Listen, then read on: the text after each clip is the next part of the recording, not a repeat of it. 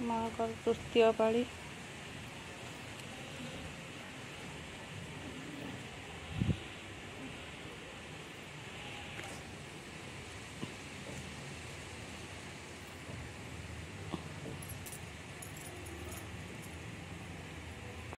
व्यवस्था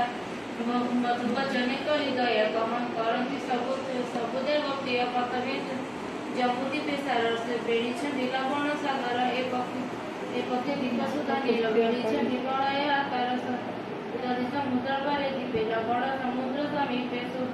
सुरा समुद्र कहीं दे बेड़ी चारे पशुरे रत्नती परिचय कृष्ण बेड़ी शेषण एक गुण दीपक समस्या हस्तगिरी बेड़ी मेरु आगरी गिरी के देख अनंतर अक्षय दीपंतर दहीरे राजा ध्वज बहुत आतय राज्य समस्त धरती सुकल धर्मस्थापित महिमा भाईज मानी पवित्र करदेवी